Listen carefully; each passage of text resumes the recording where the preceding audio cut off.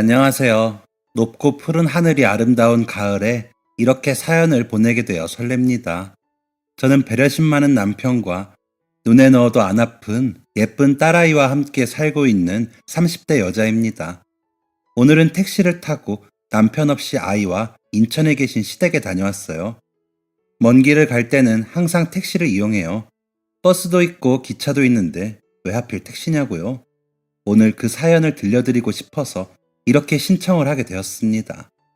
저는 어렸을 때부터 어머니와 정말 친구처럼 지냈어요. 저희 어머니는 당신 갖고 싶은 것, 먹고 싶은 것 하지 않고 제가 하고 싶은 거라면 뭐든 들어주는 다정한 분이셨습니다. 남편 없이 혼자 키운 딸이기에 아빠 없는 아이라는 소리 듣지 않게 하시려고 작은 몸, 작은 손으로 너무나 고생하셨지요. 세상의 모든 딸들이 그러하겠지만 엄마를 생각하면 코끝이 찡하고 엄마라는 단어를 입 밖에 꺼내기만 해도 이유 없이 눈물이 왈칵 나기도 합니다. 그런 엄마에게 늘 버릇처럼 하던 말, 엄마, 나는 나이가 들고 내 머리 흰머리 될 때까지 엄마랑만 살고 싶어.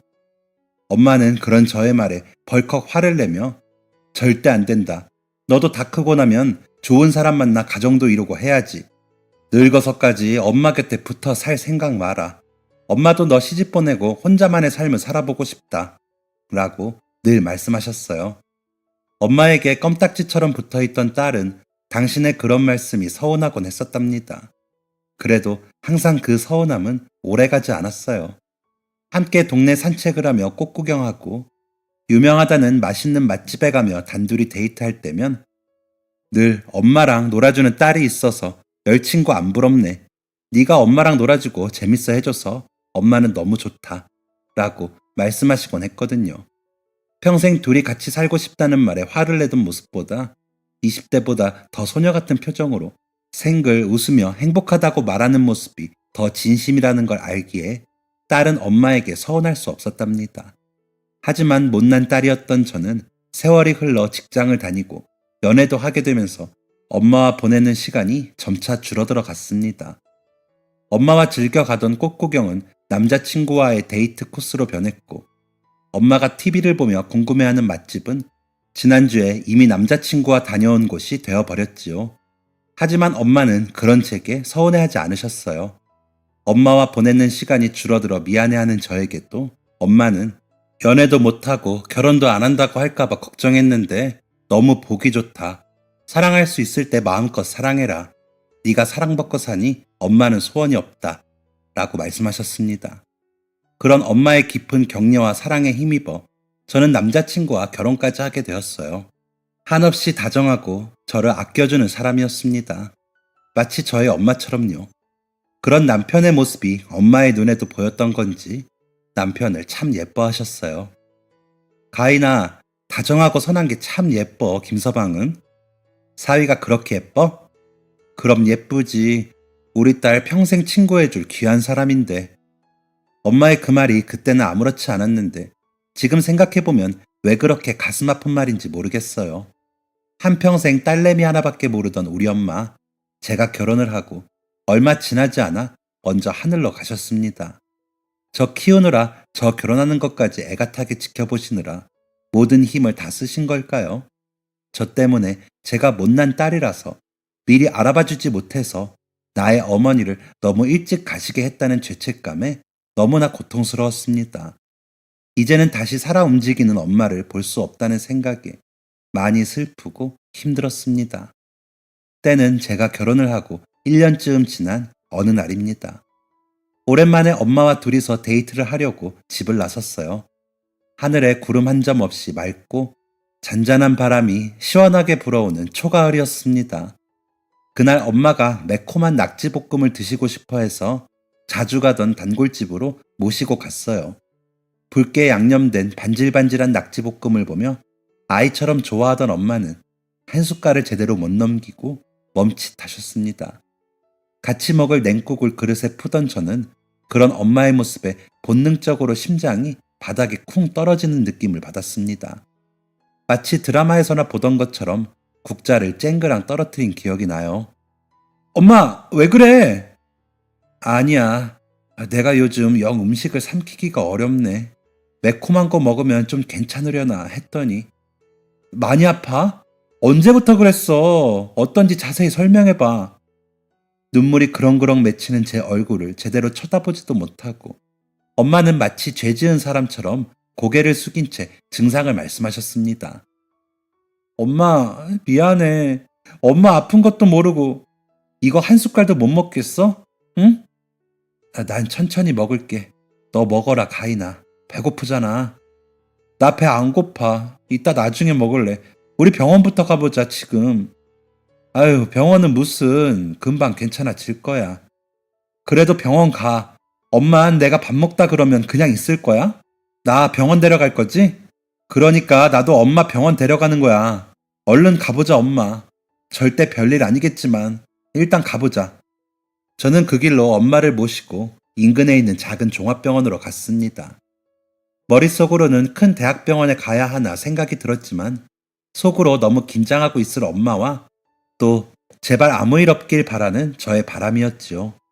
늘 사람이 많아 대기 시간이 길었던 병원이 그날따라 한산했고 생각했던 것보다 일찍 의사 선생님을 만날 수 있었습니다. CT를 보여주시면서 하시는 말씀은 너무 충격적이었습니다. 사실 이때 당시 충격으로 인해 뭐라고 말씀하셨는지 정확히 기억이 나지 않지만 하얗게 보이는 부분이 폐암일 확률이 높으니 서둘러 검사를 진행해보자는 말이었습니다. 저는 충격을 받아 그 자리에서 아무 말도 하지 못했어요. 말을 하고 있는 의사 선생님의 눈만 빤히 바라보다 나왔습니다. 무엇을 물어봐야 할지 아무 생각이 들지 않았어요. 진료실을 나와 다리가 풀려 주저앉은 엄마를 끌어안고 물자격도 없는 못난 제가 당사자보다 더 많이 눈물을 흘렸습니다. 겨우 진정하고 체열 검사와 객담 검사를 추가로 진행했습니다. 조영제 CT를 비롯한 나머지 검사는 예약을 잡고 다른 날을 기다려야 했습니다. 엄마는 저와 병원을 나와서도 한동안 서로에게 아무 말도 하지 않았습니다. 놀라움과 슬픔이 조금 진정되니 다음으로는 왜 하필 우리 엄마에게? 왜 하필 내가 사랑하는 엄마에게 이런 일이? 하는 억울함이 밀려왔어요. 저는 예약했던 검사를 취소하고 폐암 치료로 유명한 병원으로 다시 예약을 했습니다. 검사 당일까지도 저는 아닐 거라는 희망으로 엄마에게 위로의 말 한마디조차 하지 못했습니다. 지금 생각해보면 그때 좀 많이 안아드릴 걸 후회만 남아요. 아픈 엄마 앞에서 왜 그렇게 강한 척 했던 건지 저 자신도 이해가 가질 않습니다. 기다렸던 검사 날이 되고 병원으로 가는 길에도 긴장한 제 두 손을 엄마가 꼭 잡아주셨어요. 아픈 건 엄마인데 엄마도 병원 가는 게 무섭고 누군가에게 기대고 싶었을 텐데 그 순간에도 엄마는 제 걱정이셨네요. 정말 바보같이. 그 순간에도 저는 엄마에게 기대고 있었네요. 네, 검사 결과 저희 엄마는 폐암 4기. 음식물을 삼키기 힘든 것은 식도로 전이되었기 때문이었습니다. 엄마와 저는 한참을 병원에서 나오지 못하고 서로를 부둥켜 안은 채 엉엉 소리내어 울었습니다. 엄마, 그냥 계속 사라지면 안 돼? 이 말이 목구멍까지 차올랐다가 내려가기를 몇 번을 반복했는지 몰라요. 제발 살아주라. 아프지 마라. 죽지 마라, 엄마. 하지만 결코 말할 수 없었습니다. 누구보다 살고 싶을 엄마에게, 죽기 싫을 엄마에게, 아프기 싫을 엄마에게 그 순간마저 짐이 되어 칭얼거릴 순 없었습니다. 엄마 또한 어떤 말도 하실 수 없었는지 우는 내내 가인아 하고 제 이름만 수차례 부르실 뿐이었습니다. 대부분 그렇게 생각하시겠지만 저 또한 폐암은 흡연자만의 병이라고 생각했습니다. 살면서 담배는 입에도 갖다 댄 적 없는 우리 엄마가 폐암이라니 받아들이기 힘들었습니다. 호흡기가 약해서 기침을 달고 산다는 엄마 말에 정말 그런 줄로만 알았습니다. 그런데 엄마가 돌아가시고 우연히 인터넷으로 본 글은 저를 더 좌절하게 만들었습니다. 학교 급식소나 대형 식당에서 사용하는 가스불, 그 가스불로 인해 폐암에 걸리는 여성 환자들이 많다더군요. 사례를 읽어보니 저희 엄마 또래에 담배는 입에도 댄 적 없는 그런 분들이 대부분이었습니다. 저희 어머니는 제가 어렸을 때부터 어른이 되어 취직을 하기 전까지 아버지 없이 혼자서 저를 키우느라 온갖 일을 다 해오셨습니다. 그중 하나가 학교 급식소 일이었습니다. 학교에서 밥 주는 사람이 우리 엄마라서 좋아하는 메뉴 많이 받을 수 있다고 친구들한테 자랑했던 철없는 제가 너무 부끄러웠습니다. 그때부터 엄마는 몸이 상해가고 있었는데 엄마가 아픈 건 오롯이 저의 탓이었습니다. 제가 없었더라면 엄마는 그렇게까지 몸을 혹사시켜가며 일하지 않아도 됐을 테니까요. 엄마라는 이유로, 딸을 지킨다는 이유로 힘들게 살아야 했던 엄마의 지난 인생이 너무나 가슴 아팠습니다. 예상하셨겠지만 엄마의 남은 시간은 그리 길지 않았습니다. 폐암은 특성상 전이가 매우 빠르다더군요. 남아있는 시간만이라도 엄마를 행복하게 만들어주고 싶었습니다. 소식을 들은 남편은 아이처럼 며칠을 눈물로 지새우더니 제게 일을 잠시 멈추고 엄마와 여행을 다녀오는 건 어떻겠냐고 했습니다. 그동안 하고 싶었던 거, 지금 가장 하고 싶으신 것들, 손 닿는 데까지 최대한 다 들어드리자고. 저는 바로 실행에 옮겼습니다. 이 여행이 며칠짜리 여행이 될지 모르니 회사에는 사표를 썼습니다. 힘들게 입사한 회사였지만 이제 나이가 있어 다시 그곳으로 돌아갈 수는 없겠지만 괜찮았습니다. 저에게는 너무나도 사랑하는 엄마가 시간이 얼마 남지 않았고 당신께는 저밖에 없었으니까요. 그리고 이 선택을 후회하지 않도록 든든하게 격려해줄 남편이 있었으니까요. 엄마 딸 백가인 왔어. 어머, 이 시간에 어떻게 왔어? 차 타고 왔지. 그게 아니라 회사는 어쩌고 왔냐는 말이야. 회사를 그만두고 함께 여행을 떠나자는 말에 엄마는 저의 등짝을 시원하게 내리치셨습니다. 야 이놈아, 어떻게 들어간 회사인데 그걸 그만둬. 당장 물러라. 어쩌려고 그러니? 다른 회사에서 또 얼마든지 일하면 되지. 괜찮아 엄마. 그 회사 다녀보니 별로라서 안 그래도 그만둘 생각이었어. 말이 되는 소리를 해. 그 회사 입사하려고 고등학교 때부터 준비하던 애가. 진짜야. 우리 팀장님 입냄새 너무 심해서 도저히 일 같이 못하겠더라고. 저리 싫으면 중이 떠나야지 어떡해. 그렇게 미운 팀장님인데 은근 장점도 있다.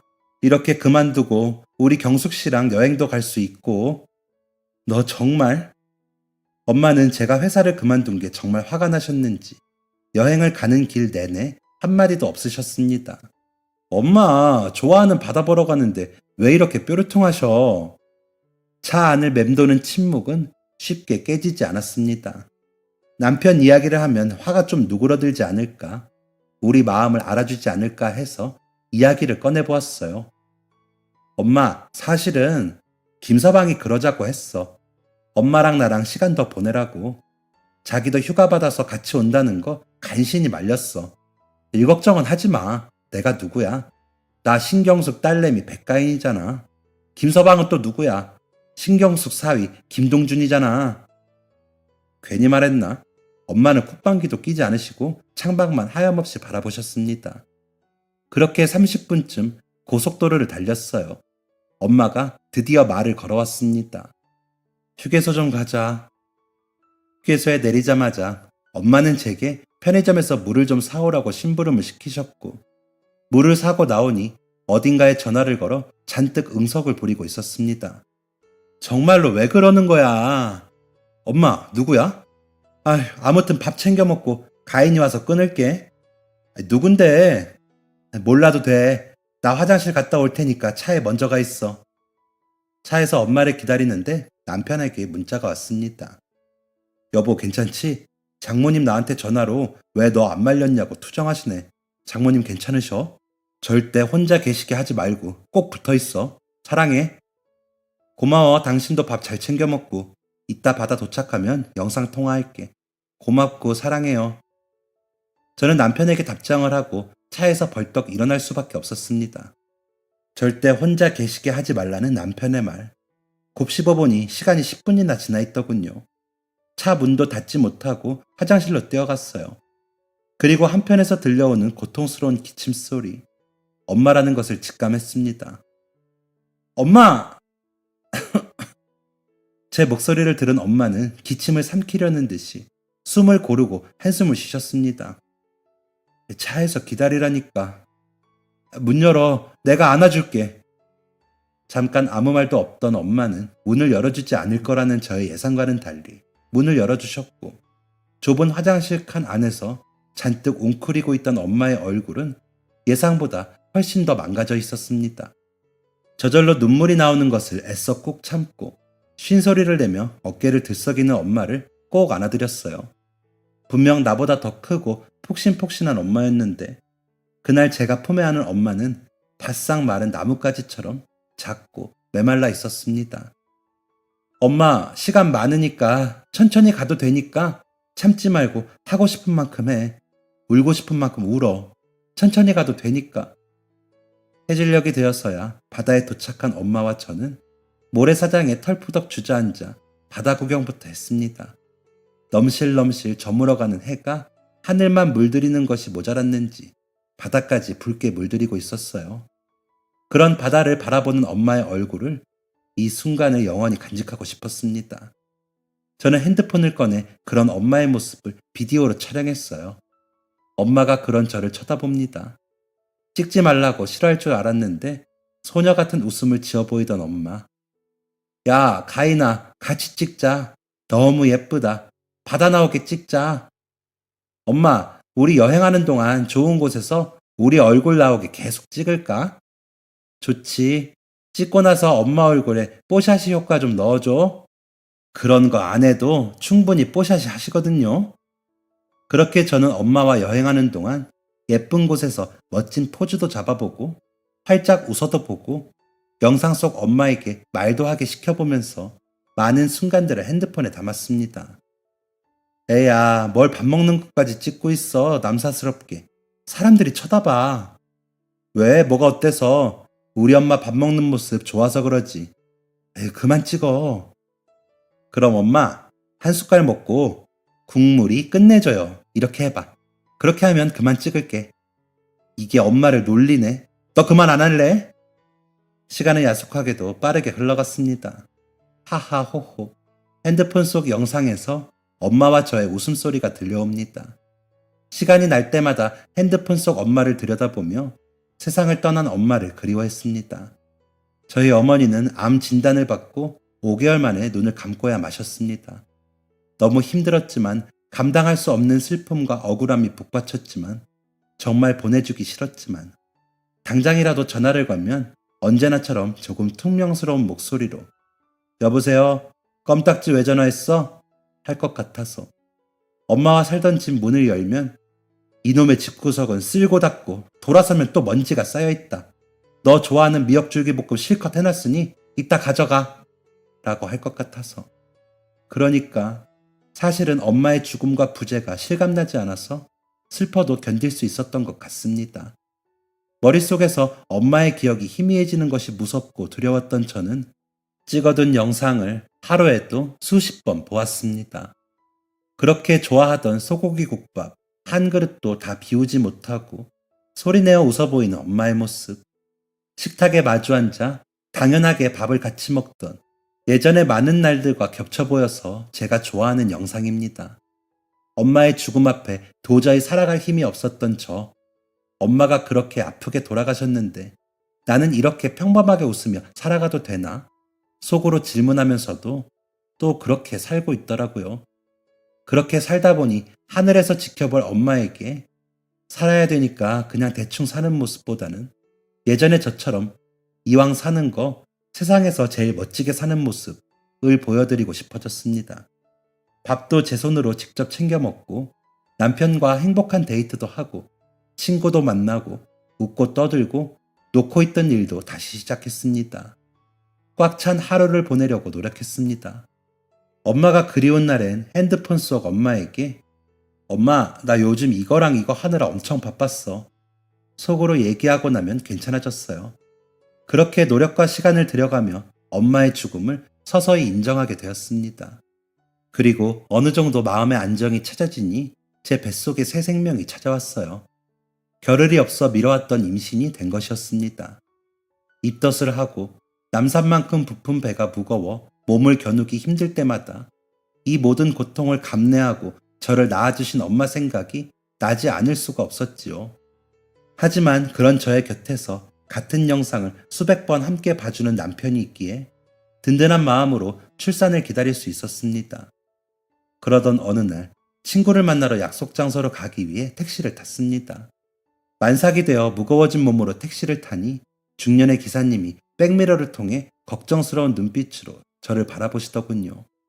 저는 편안한 자세로 고쳐 앉고 백미러를 통해 어색하게 웃어 보였습니다.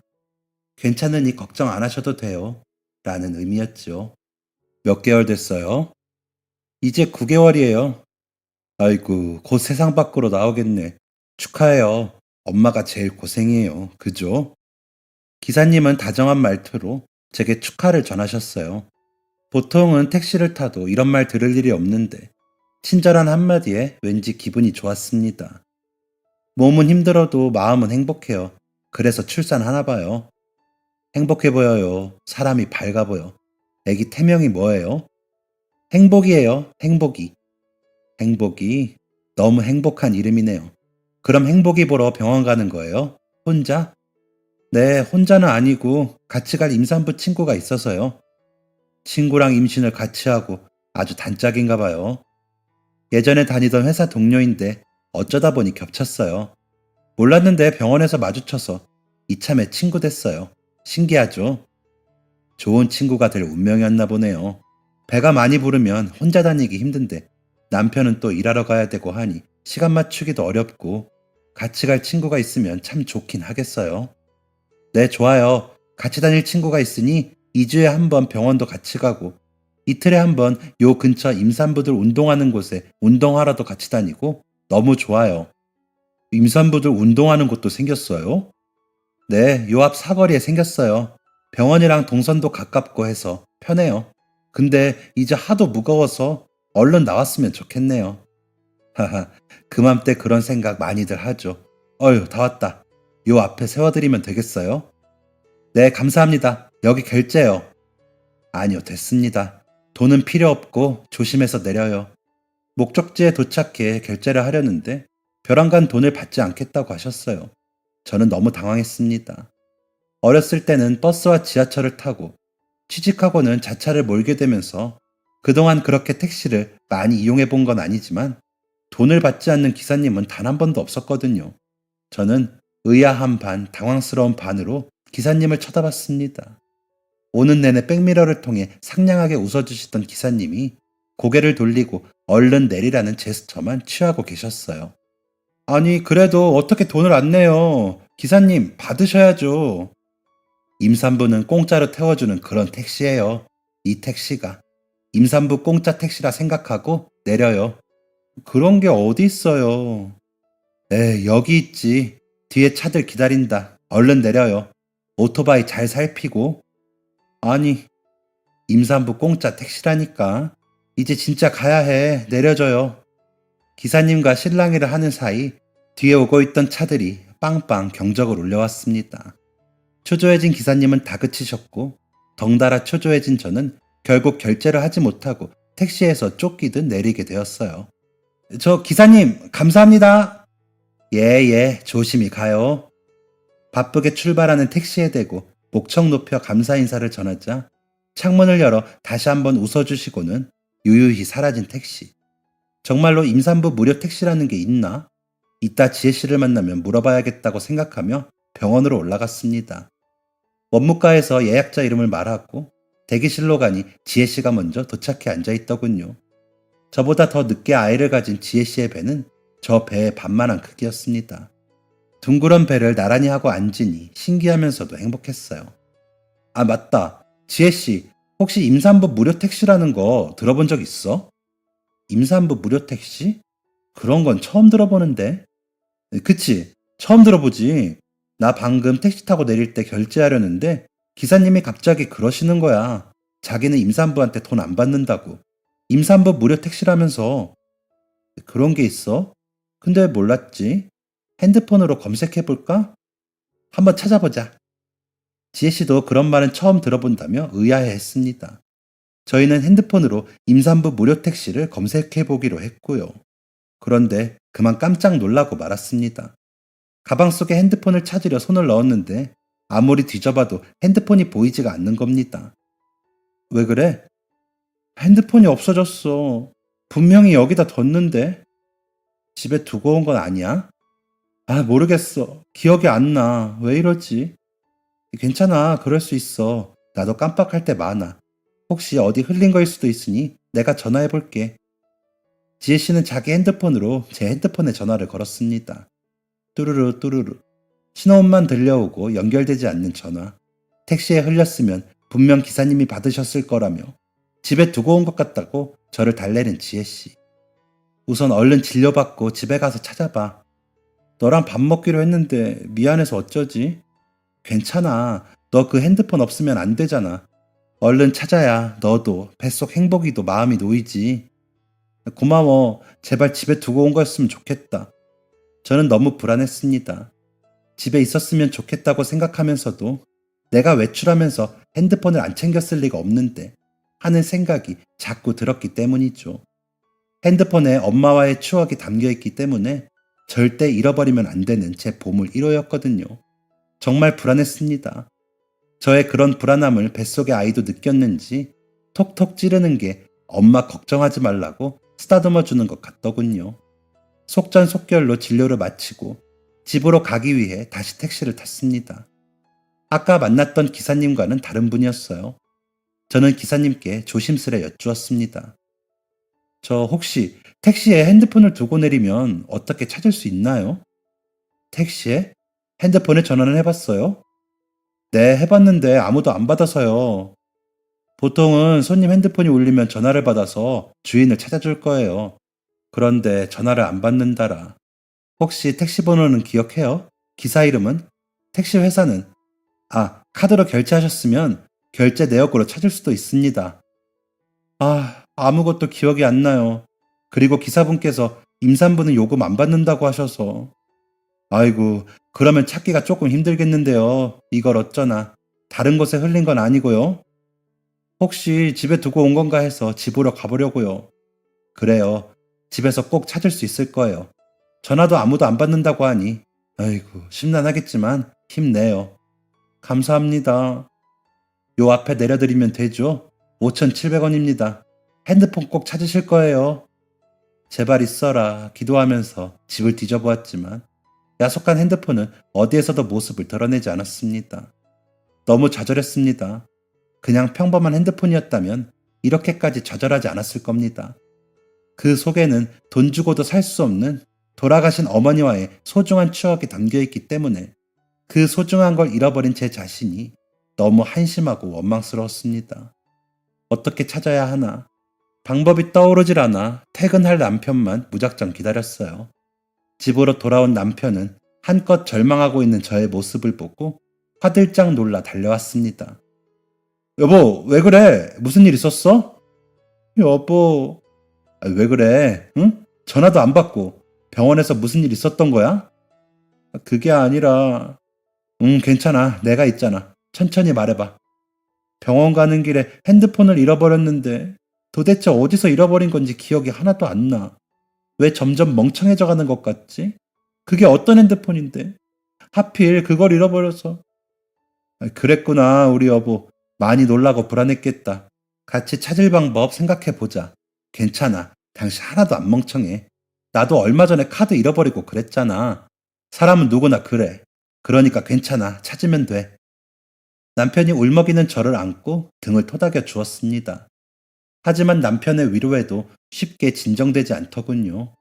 핸드폰은 괜찮으니 그 안에 들어있는 엄마의 영상을 찾을 수만 있다면 뱃속의 아이가 자꾸만 톡톡 발길질을 했습니다. 남편은 그 후로 제 핸드폰에 수십 번 전화를 걸어보고 제가 택시를 타고 내렸던 곳에 직접 찾으러 돌아다녀 주었습니다. 함께 가겠다는 저를 몸도 힘든데 집에서 안정하라고 자기가 싹 다 훑어보고 온다고 오늘도 가고 내일도 가보겠다고 하던 남편. 다음날 병원까지 가본 남편은 결국 핸드폰을 찾지 못한 채 빈손으로 돌아왔습니다. 연신 미안하다고 하는 남편에게 칠칠 맞지 못하게 잃어버린 핸드폰을 찾기 위해 나 대신 힘들게 노력해준 남편에게 저는 괜찮다고 해야 했지요. 여보, 괜찮아. 핸드폰 또 사면 되지 뭐. 나 때문에 여기저기 찾으러 다니게 했어. 너무 미안해. 그리고 고마워. 아니야, 꼭 찾고 싶었는데. 못 찾아서 어떡하지? 너무 미안해. 괜찮다니까. 나 정말 괜찮아, 여보. 그게 어떤 핸드폰인지 내가 아는데 어떻게 당신이 괜찮을 수 있겠어. 잠깐만. 자신의 잘못도 아닌데 풀이 잔뜩 죽은 얼굴로 연신 미안하다고 하던 남편이 자신의 핸드폰을 꺼내 사진첩에 들어갑니다. 익숙한 목소리가 들려옵니다. 들여다본 남편의 핸드폰 액정 속에는 엄마와 함께 노을 지는 바닷가에서 찍었던 동영상이 흘러나오고 있었어요. 울컥 눈물이 터져 나왔습니다. 엄마네?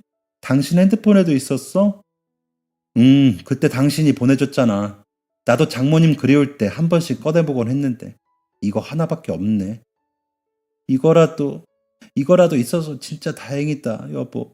진짜 다행이다. 고마워. 이제 정말 내가 엄마 목소리를 까먹으면 어쩌나.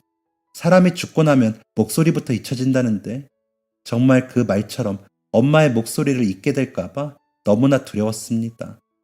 하지만 남편의 핸드폰 속에 그 동영상 하나라도 있으니 정말 다행이라고 생각했어요.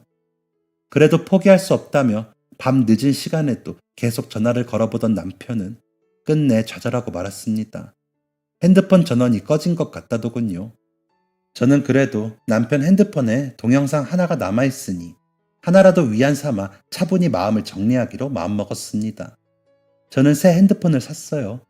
귀찮다는 이유로, 복잡하다는 이유로 하지 않았던 백업도 설정해 두었습니다. 앞으로는 핸드폰을 잃어버려도 사진과 동영상 데이터는 남아있겠죠. 엄마가 돌아가시기 전에 진작 이런 것들 좀 해놓았더라면. 부질없는 생각도 짧게 해보았습니다. 그러던 어느 날 평소처럼 지혜씨와 병원에서 검진을 받고 내려와 택시를 타려던 참이었습니다. 빈차 불도 켜지지 않은 택시가 천천히 제 앞에 멈춰섰습니다. 천천히 멈춰선 속도와는 달리 급하게 운전석 문이 열리더니 지난번에 만났던 택시기사님이 내리시는 게 아니겠어요? 아이고, 찾느라 내가 진땀 뺐어요. 기사님, 안녕하세요. 자, 두말할 필요 없이 이거부터 받아요. 기사님이 내민 손에는 잃어버렸던 제 핸드폰이 놓여 있었습니다. 깜짝 놀라서 기사님을 바라보자 멋쩍은 얼굴을 하고 뒤통수를 긁으며 해명 아닌 해명을 하셨어요. 내가 가는 기가 먹어서 핸드폰 진동 소리 같은 걸 잘 못 들어요. 어느 날은 밤늦은 시간에 젊은 남녀 손님이 뒷자리에 탔는데 나보고 그러는 거 전화 오는 거 아니냐고. 그래서 그 손님들하고 차를 세워서 여기저기 뒤져보니 조수석 좌석 밑에서 핸드폰 하나가 딱 나오는데 전화를 받으려니까 핸드폰이 꺼져버리는 거예요. 저 정말 너무 찾고 있었는데 이렇게 찾아주셔서 너무 감사합니다, 기사님. 더 빨리 찾아줄 수도 있었는데 너무 미안해요. 아니에요. 제가 잘못해서 잃어버린 건데 다시는 못 찾을 줄 알았는데 이렇게 찾게 된 건 다 기사님 덕분이에요. 제가 꼭 살해하고 싶어요. 아유, 뭔 살해. 됐어요. 그런 걸 왜 봤나? 내가 한 게 뭐가 있다고. 나 이만 가요.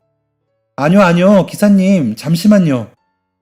이만 가겠다고 냉큼 택시에 타버리는 기사님을 따라 저도 택시에 따라 탔습니다. 창문 밖에 지혜씨에게 인사를 하고 잔뜩 당황한 기사님에게 다시 한번 말씀드렸어요. 기사님, 제가 정말 꼭 살해를 하고 싶어요.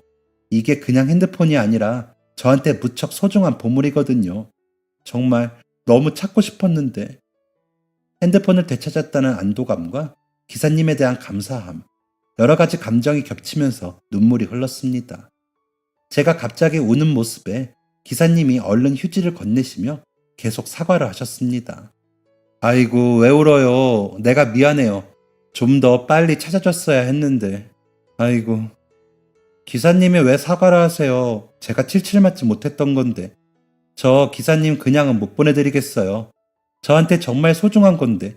저도 포기한 걸 이렇게 찾아주셨는데. 식사 안 하셨으면 식사라도 대접하고 싶어요. 도저히 그냥 보내드릴 수가 없어요. 너무 감사해서. 아이고, 이거 참. 난 괜찮은데. 이봐요, 그만 울어요. 알겠어요. 그럼 짜장면이라도 한 그릇 하실래요? 이 동네에 맛있게 하는 집 내가 알아요. 기사님은 결국 저의 부탁에 못 이겨 짜장면을 드시겠다 하셨고 근처 짜장면 집에서 탕수육과 짜장면을 시켜 함께 식사를 하게 되었습니다. 눈물을 멈추고 나니 모르는 사람 앞에서 그렇게 울어댄 것이 조금 쑥스러워지려던 찰나였습니다. 이제 좀 괜찮아요? 기사님께서 먼저 농담식으로 괜찮냐고 물어봐 주시더라고요. 안 괜찮을 리가요. 저는 그때 잃어버린 핸드폰이 아니라 잃어버린 엄마를 다시 찾은 기분이었는데요. 네, 죄송해요. 갑자기 울어서 당황하셨죠? 아니요, 그럴 수도 있죠. 그나저나 엄마가 너무 놀라서 아기도 놀란 건 아닌지 걱정인데요. 걱정까지? 감사해요. 그런데 핸드폰도 꺼졌는데 어떻게 제 것인 줄 알아보셨어요? 핸드폰 뒤쪽에 봐봐요. 기사님의 말대로 핸드폰 뒷면을 보니 행복이, 가인이, 동준이, 행복한 우리 가족이라고 적힌 메모가 케이스에 끼워져 있었습니다. 임신 초기에 남편이 적어준 쪽지였는데 그걸 제가 핸드폰 뒤에 함께 지니고 다녔었거든요. 저희 행복이 이름을 기억하시고 저를 기억하시고 이렇게 찾아주신 거였죠. 감사하지 않을 수 없었습니다. 그리고 그때 그 젊은 손님들이 알려줘서 핸드폰 충전을 하고 전화를 기다렸어요. 제 충전기랑 달라서 젊은 손님에게 어디서 사는지 물어서요. 혹시나 다시 걸려오면 바로 받을 기세로요. 근데 포기한 건지 더 이상 전화가 안 오더라고. 잠금 장치가 되어 있어서 내가 먼저 걸 수도 없고 마냥 기다리다간 영영 못 돌려주겠다 싶더라고요. 그래서 그때 말해준 내용대로 비슷한 시간대에 그때 갔던 병원 근처랑 사거리에 지나다니다 보면 이걸 전해줄 수 있지 않을까 해서 매일 한 바퀴씩 돌았어요. 그러다 보니 이렇게 딱 마주치네. 정말로 다행이게도. 너무 고생해 주셨네요. 정말 어떻게 감사를 드려야 할지. 왜 솔직히 그렇게까지 하시기 힘든 일인데 한 번 본 게 다인 저한테 어떻게 그렇게 해주신 거예요? 이거 얘기해도 되는지 주책은 아닐지 모르겠는데 나도 세댁하고 비슷한 또래의 딸이 하나 있었어요. 태어날 때부터 몸이 약했어요. 몸에 좋다는 거 다 해다 먹이고 운동도 시켜보고 했는데 남들보다 좀 덩치가 작았어. 워낙 약한 아이였는데 어찌저찌 사랑하는 사람을 만나서 결혼도 하고 아이도 가졌지. 그 작은 덩치에 배가 이만큼 불러오니 부모된 마음으로 조마조마했어요. 이 작은 애가 무슨 애를 낳는다는 건지 꼭 낳아야 하는 건지 뱃속의 아이보다는 내 딸의 몸이 더 걱정됐어요. 그래도 우리 딸은 씩씩했어요. 입덧 한 번 안 하고 잘 챙겨 먹었어요. 그랬는데 기사님은 말을 잇지 못하고 천장을 바라보셨습니다. 티슈를 꺼내 기사님 앞에 놓아드리자 얼른 눈물을 훔쳐내시는 모습이 왜인지 모르게 너무 가슴 아팠습니다. 그렇게 씩씩하던 녀석이 손자를 낳다가 뭐가 그리 급했는지 먼저 가버렸어요. 하늘나라로. 제 엄마도 아빠도 신랑도 지 새끼도 전부 여기 다 살아있는데 혼자만 먼저 가버렸어요. 그 후로 내가 아이 가져서 배 나온 손님들만 보면 그 녀석 생각에 아이 돈이고 뭐고 아무것도 받지를 못해요. 우리 딸 생각이 나서 다 예뻐 보이고 생판 모르는 사람이라도 꼭 행복했으면 싶고 택시비 몇천 원 안 받는 걸로 세상 모든 딸들이 행복했으면 잘 살았으면 건강했으면 내가 우리 딸 생각이 자꾸 나서 어쩜 좋을까요? 너무 가슴이 아팠습니다. 기사님의 이야기를 듣는데 머리 한편으로 자꾸만 어머니 생각이 났습니다. 가장 사랑하고 아끼는 사람이 먼저 세상을 떠났을 때의 고통을 누구보다 잘 알기에 기사님이 겪으셨을 시간들이 너무나 속상해서 눈물이 났습니다. 퉁퉁 불어가는 짜장면과 식어가는 탕수육을 앞에 두고 엉엉 우느라 정신이 없었습니다. 엉엉 목 놓아 오는 것만으로도 부족한 시간이었습니다. 기사님은 덕분에 오랜만에 이렇게 울어봤다며 후련하고 좋은 시간이었다고 고맙다는 말씀을 하셨습니다. 저는 주머니 속에 핸드폰을 만지작거렸습니다.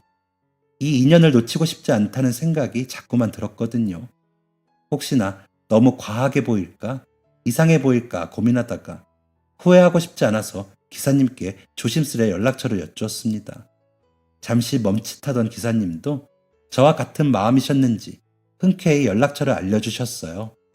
집에 돌아와 남편에게 이야기를 들려주자 너무 감사한 분이라며 살해를 할 방법을 찾아봐야겠다고 하더군요. 출산을 앞둔 막달, 가까운 바다로 드라이브를 가려던 저희 부부는 좋은 아이디어가 생각났습니다. 기사님 택시를 타고 가야겠다고요. 기사님, 저 지난번 행복이 엄마예요. 잘 지내시죠? 다름이 아니라 이번 주말에 남편이랑 바다에 드라이브를 갈까 하는데 기사님 택시로 가고 싶어서요. 시간 되시면 같이 가서 맛있는 것도 먹고 와요. 바다? 아니, 나는 좋지. 근데 우리 손자도 데려가도 될까요? 그럼요. 너무 좋죠. 기사님의 택시를 타고 떠난 바다 여행은 너무나 행복했습니다. 낯선 사람, 낯선 아이. 조금은 어색했지만 함께 있는 사람들 모두 자신의 가족들을 사랑하는 마음 하나는 같았으니까요. 아, 택시비는 역시나 기사님께서 받지 않으시려고 하시더라고요. 하지만 기사님께 살해하고 싶은 마음에 선택한 방법이었기 때문에 저희는 두 머리를 합쳐 열심히 고민했어요. 글쎄 안 받는다니까요. 나도 오늘 손자랑 놀러 온 거지 일하러 온 거 아니에요. 그럼 이건 괜찮으세요? 미리 준비해온 기사님 손자를 위한 장난감 선물을 꺼내자 기사님보다 아이가 더 먼저 기쁜 소리를 냈습니다.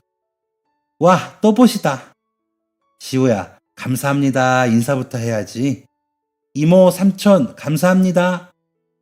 저희는 그 후로도 자주 기사님 택시를 타고 먼 길을 다니며 손자 선물을 핑계로 이것저것, 사모님 선물을 핑계로 이것저것 챙겨드리며 지내고 있습니다. 출산하고 저희 딸아이 선물도 깜짝으로 준비해 주셔서 울보인 저와 신랑은 또 한바탕 눈물을 흘렸고요. 얼마 전에는 남편 없이 딸아이와 단 둘이 시댁에 가야 할 일이 생겨서 또 기사님 택시를 이용했어요. 남편과 마음을 담아 정성스레 만든 음식에 작은 편지와 얼마 안 되는 돈도 몰래 넣어드렸습니다. 이렇게 자주 챙겨드리고 얼굴을 뵙다 보니 아빠가 살아계셨으면 이런 느낌일까 생각이 들어요. 기사님도 저를 보며 따님 생각에 조금이라도 위로가 될 수 있기를 늘 바랍니다. 잃어버린 줄로만 알았던 저의 소중한 추억을 찾아주신 기사님께 이 자리를 빌려 다시 한번 감사 인사를 드리고 싶어요. 덕분에 저는 아직도 혼자 밥을 먹을 때면 엄마와 함께 마주 앉아 먹는 기분을 느낄 수 있답니다. 요즘은 모르는 사람에게 배려를 하기 위해서도 용기가 필요한 세상인 것 같습니다. 쉽게 오해하고 쉽게 혐오하는 세상에서 지금 이 시간에도 선뜻 따뜻한 마음을 나눠주시고 배려와 사랑을 나눠주시는 세상의 모든 멋진 분들에게 응원을 보내고 싶습니다.